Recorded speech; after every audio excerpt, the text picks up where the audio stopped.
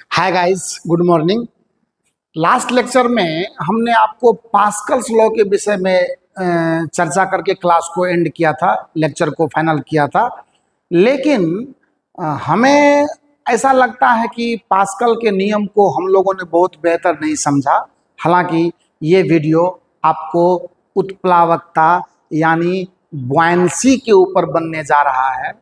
उत्प्लावन बल के विषय में हम लोग कंसेप्ट लेने जा रहे हैं ताकि आने वाले आर्किमिडीज के सिद्धांत को हम समझ सकें। यानी प्लानिंग क्या है, आर्किमिडीज के सिद्धांत को समझने की। उसके लिए हम शुरुआत करेंगे सबसे पहले बुयांसी यानी उत्प्लावकता और बुआइंट फोर्स यानी उत्प्लावन बल की चर्चा करेंगे। लेकिन थोड़ा सा बैकअप ले लेते हैं पास्कल के नियम का। इसके कुछ रोचक उदाहरण आपको मैं बता दूंगा तो आपको थोड़ा सा मजा आएगा। देखिए, पास्कल के नियम में हम लोगों ने जो चर्चा की थी वो कुछ ऐसा था। पास्कल्स लॉ यानी पास्कल के नियम में जैसे हमने ये आपको इस तरह का डायग्राम दिया हुआ था, आपको याद होगा।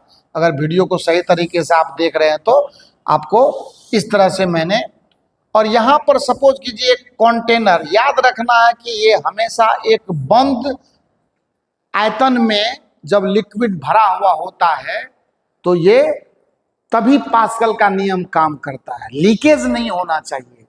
जस्ट लाइक पिस्टन, आप जो इंजेक्शन वगैरह लगाते हुए पिस्टन देखे हैं ना, तो उस तरह का मामला होना चाहिए। और ये लिक्विड प्रॉपर्टी है, द्रव पर आधारित गुण है, द्रव का गुण है और द्रव में ही ये विशेषता पाया जाता है।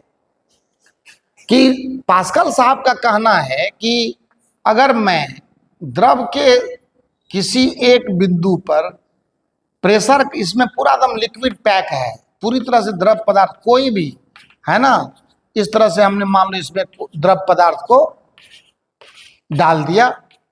अब जब द्रव पदार्थ को मैं डाल देता हूं, विशेष यूज के लिए आप किसी भी तरह का लिक्विड ले सकते हैं, लेकिन हम जनरली ऐसे वाटर पर ही हमको समझाने से मतलब है। अब ब्रेक वायल में आप पानी थोड़ी डालते हैं, नहीं डाल सकते हैं ना, तो अलग अलग जगहों पे पर वो सभी लिक्विड ही होते हैं। उसकी और भी बातें हैं जो अपर क्लास में पढ़ने के लिए है। तो पास्कल साहब ने जो बेसिकली हम लोगों को बताया था, ये पिस्टन है। ये क्या है? पिस्टन है। पिस्टन का मतलब एक तरह से बिल्कुल पैकिंग किए हुए, उसमें कोई लीकेज नहीं होना चाहिए। जैसे प्रेशर बढ़ाएंगे तो वो लीक नहीं करना चाहिए, यानी लिक्विड को उससे मतलब बाहर आने का कोई चांस नहीं होना चाहिए। इसलिए यहाँ पे क्या लगा रहता है, पिस्टन में उस तरह की व्यवस्था की जाती है ना, रबर पैक किया जाता है ताकि वहां से कोई लीकेज ना हो।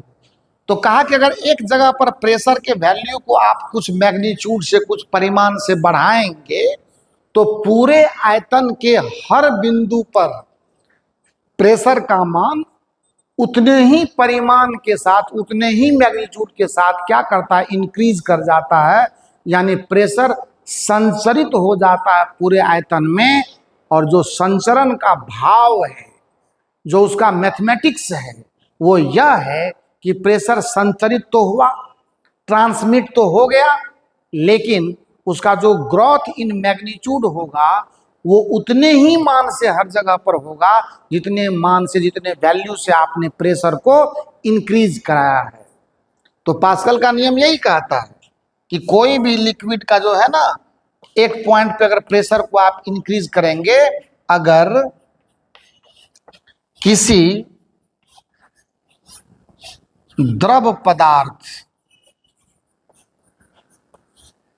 का दाब कुछ मान से, मान मतलब वैल्यू से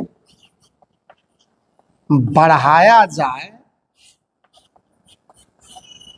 तो यह वृद्धि उस द्रव पदार्थ, उस द्रव के हर एक बिंदु पर, हर एक बिंदु पर उतने ही मान से संचरित हो जाता है, उतने ही मान से संचरित हो जाता है, हो जाता है। अब मैं आपको अपनी भाषा में समझा रहा हूं। जानते हैं महत्वपूर्ण उपयोग इसका क्या है? महत्वपूर्ण उपयोग में सबसे पहले आप धर्म कांटा देख लीजिए। धर्म कांटा में बोलूंगा तो आपको सबको समझ में आ जाएगा। धर्म कांटा ये क्या करता है? आपको पता है कि बड़े बड़े ट्रक को, बड़ी बड़ी गाड़ियों को, है ना, उसमें कितना मटेरियल भरा हुआ है, या गाड़ी का खाली वजन करना है तो उसको तराजू पर तो नहीं तौल सकते हैं, तो उसके लिए इस तरह का सिस्टम बनाया गया है। और यह सिस्टम पास्कल्स लॉ के ही आधार पर काम करता है। छोटे फोर्स को बड़े फोर्स में बदलने का सबसे बड़ा जरिया है। इस तरह से देखिए, यहाँ पर छोटा सा ले लीजिए और इसको क्या करते हैं, इस तरह से बड़े क्षेत्रफल में कन्वर्ट कर देते हैं, और इस तरह से एक छोटा फोर्स एक बड़े फोर्स में क्या हो जाता है। यहाँ पर देख लीजिए, अगर हम यहाँ पे एक एफ फोर्स लगा करके प्रेशर जनरेट की, मान लो यहाँ का एरिया A1 है, वो एरिया, वो जो ये जो सिलेंडर देख रहे हैं ना, सब में लिक्विड भरा हुआ है पूरा, और ये लिक्विड पूरी तरह से, अब देखिए ये A2, ये A1, और यहाँ जो अब प्रेशर क्रिएट हो रहा है, जितना से मैंने यहाँ पर प्रेशर इंक्रीज करवाया है उतना ही मैग्नीट्यूड से प्रेशर इंक्रीज करेगा। लेकिन फायदा क्या हुआ? इसका फायदा यह होता है कि छोटा फोर्स बड़े फोर्स में कन्वर्ट हो जाता है। यहाँ का जो फोर्स बनेगा ना, यहाँ जो फोर्स क्रिएट होगा, ये FB, ये क्या होगा? एक बड़े मैग्नीट्यूड का फोर्स हो जाएगा। क्यों होगा? क्योंकि हम जानते हैं कि फोर्स बराबर होता है प्रेशर गुना एरिया, है ना, बल बटा क्षेत्रफल से हमें क्या मिलता था? दाब मिलता था। इसका मतलब मुझे अगर बल को खोजना होगा तो दाब के साथ क्या होगा? क्षेत्रफल का गुणनफल हो जाएगा। अब समझ रहे हैं बात को? तो अगर मुझे मान लो कि प्रेशर का पता है कि प्रेशर में कितना से इंक्रीज करा रहा हूं, तो जब मैं एरिया खोजना चाहूंगा, एरिया चेंज करूंगा, तो फोर्स का मान बढ़ेगा ना।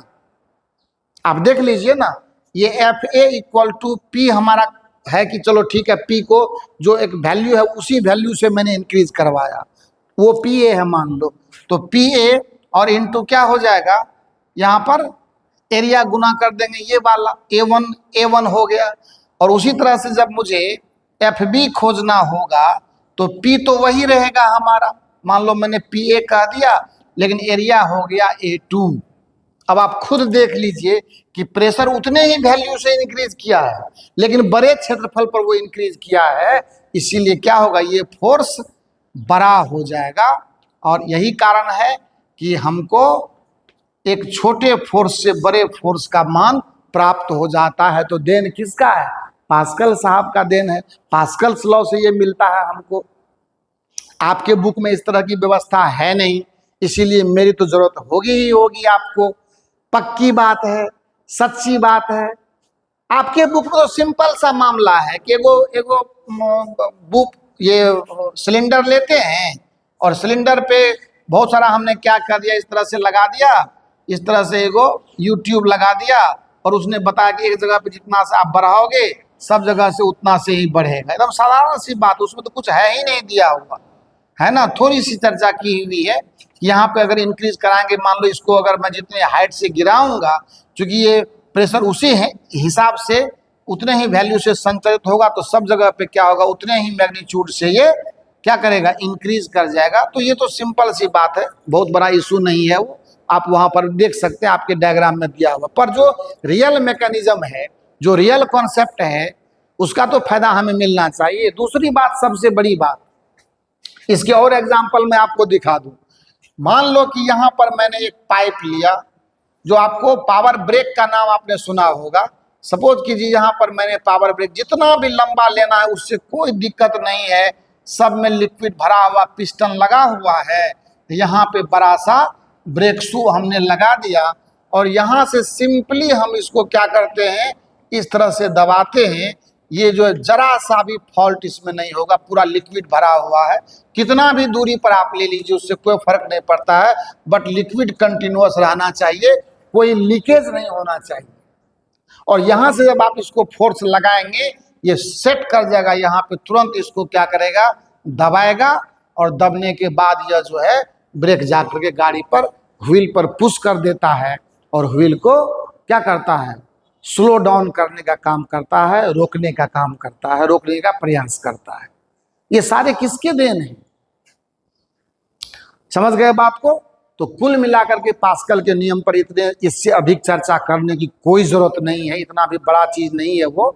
लेकिन समझने में, बात अगर समझ में नहीं आए तो वो बात सबके लिए बड़ी होती है, और अगर बातें समझ में आ जाए तो बड़ी बात भी कोई बात नहीं होती है, छोटी बात होती है। आई बात समझ में? तो आप हमारी इन बातों का पूरा पूरा ख्याल रखेंगे। अब थोड़ा आगे चल करके आपको मैं नदी तालाब में डुबकी लगाना सिखाता हूँ, और ये आपसे पूछता हूँ कि जब आप पानी में डुबकी लगाते हो तो आपको क्या फील होता है, आप क्या महसूस करते हैं?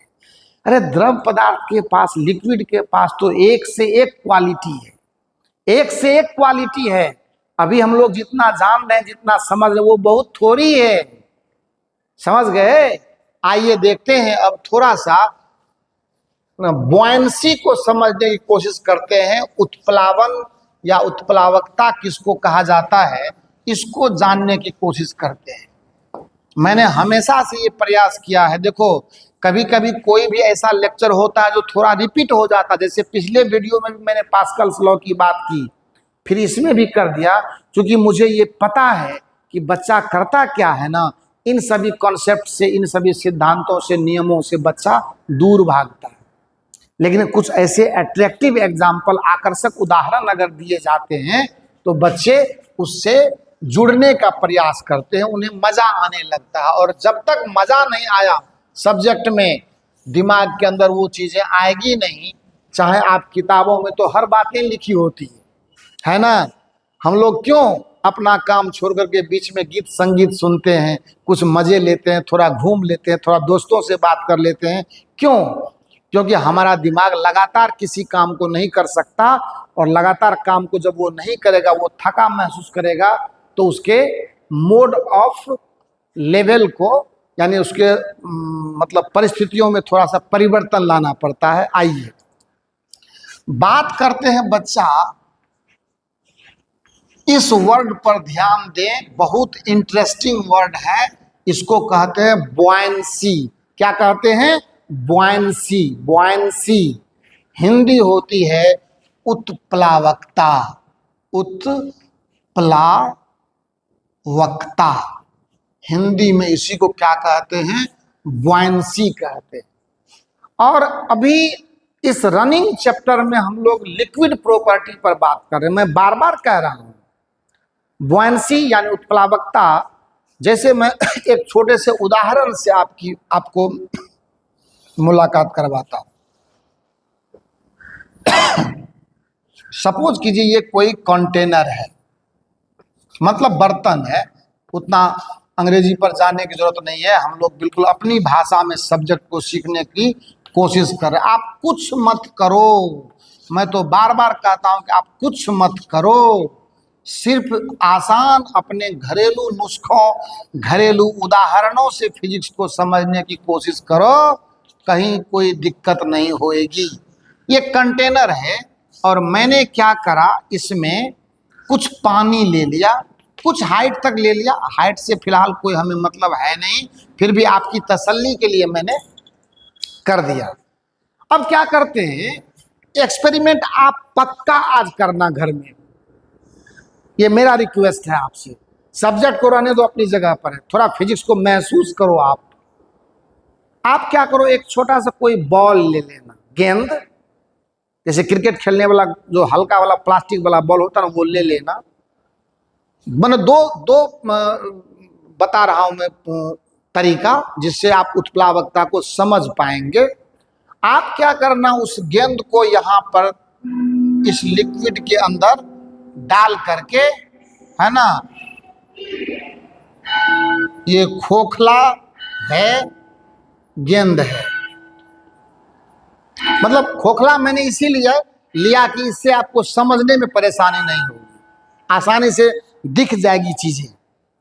और इसको क्या करते हैं हम लोग, थोड़ा सा इसको यहाँ पे डुबाते हैं, ऐसे डुबा करके हाथ से ऐसे दबा करके रखते हैं। जैसे ही आप इसको छोड़ेंगे, मान लो पहले इसको हमने क्या किया, इसको दबाया, और फिर हम क्या किए, अपना हाथ हटा ली, उसको छोड़ दिए। जैसे ही आप हटाएंगे, जैसे ही आप अपना मतलब प्रयास रिमूव करेंगे, आप ये देखेंगे कि ये बॉल सीधा ऊपर की तरफ जो वो मूव कर जाता है। कहाँ आ जाता है, एकदम बिल्कुल सरफेस पर आ जाता है ना। अब सरफेस पर आने के बाद वो कितना अंदर रहेगा, कितना बाहर रहेगा, ये सब मैटर अभी चर्चा नहीं करनी है। अभी सिर्फ चर्चा करनी है कि वो सरफेस पर आ जाता है ना, सरफेस पर आ जाता। हो सकता है थोड़ा डूबा हुआ भी अंदर में रहे और थोड़ा बाहर भी रहे, ये सब चर्चा नहीं करना वो। लेकिन इतना कन्फर्म है कि जैसे ही आप हटोगे, ये क्या होगा, ऊपर की तरफ जो है वो गतिशील हो जाएगा, और फिर वहां जाकर के ये स्टे करेगा, यानी रुक जाएगा। ये तो एक उदाहरण हो गया। दूसरा उदाहरण, ज्यादा नहीं, आपको तैरना आवे ना आवे, कम से कम कमर भर पानी में आप तालाब में जाओ और अपना नाक बंद करके तुम डुबकी लगाओ। और उदाहरण बताने वाला हूं, चिंता ना करें। जब आप उसमें डूबोगे तो आप ये महसूस करोगे कि नीचे से मुझे कोई क्या कर रहा है, धक्का दे रहा है, कहता कि ऊपर जाओ। याद रखना, यहां पर भी मैंने इसके अपवार्ड मूवमेंट की बात की है, और यहां पर भी हमने इसके अपवार्ड मूवमेंट की बात की है। यहां मैं एक लेटर बी लिख रहा हूं, आप परेशान न होना, ये भी इधर से जा रहा है, इधर से, ठीक है, इधर से ये भी है। मतलब ये यही चीज यहां पर दिखाया गया, और यहां पर भी इसको ऊपर की तरफ मूवमेंट किया गया है। तीसरे में मैंने क्या कहा कि तुम नाक में ऐसे डुबकी लगाओ, तुम्हें लगेगा कि कोई नीचे से ऊपर हमें धक्का लगा रहा है। ये जो गुरुत्व के उल्टी दिशा में, ग्रेविटी का फोर्स नीचे और ये ऊपर की तरफ, उस द्रव पदार्थ के द्वारा बल उत्पन्न किया जाता है। इसी बल का नाम है उत्प्लावन बल, और इसी प्रॉपर्टी को, इसी गुण को हम लोग उत्प्लावकता कहते हैं। ये उत्प्लावकता इस बॉल की प्रॉपर्टी नहीं है, समझ गए ना। अगर मैं यहां पर हवा में नाक को बंद करके नीचे गिरूं तो मुझे ऊपर से धक्का नहीं लगेगा।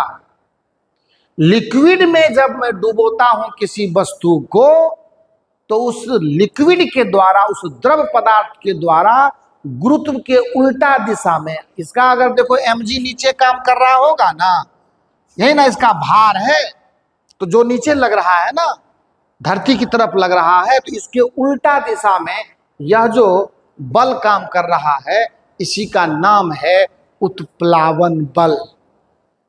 कि जब किसी ठोस पदार्थ को किसी द्रव पदार्थ में डुबोया जाता है, तो द्रव पदार्थ के द्वारा उस ठोस पदार्थ पर गुरुत्व के उल्टे दिशा में एक प्रकार का बल आरोपित किया जाता है, और इसी बल का नाम है उत्प्लावन बल। और द्रव पदार्थ की इसी विशेषता को हम लोग उत्प्लावकता कहते हैं, यानी बुआयंसी कहते हैं। कितना आसान है इसको समझना, कोई बुक पढ़ने की जरूरत नहीं है, भाषा हम अपने आप से लिख सकते हैं। अगर कॉन्सेप्ट समझ में आ गया तो लैंग्वेज देना बड़ी बात नहीं है। और लैंग्वेज अगर आप किसी कॉन्सेप्ट को दे पाते हैं तो इसका मतलब है वो बात आपको समझ में आती है, आ गई है। बस इसी के साथ इस वीडियो को मैं क्लोज करता हूं।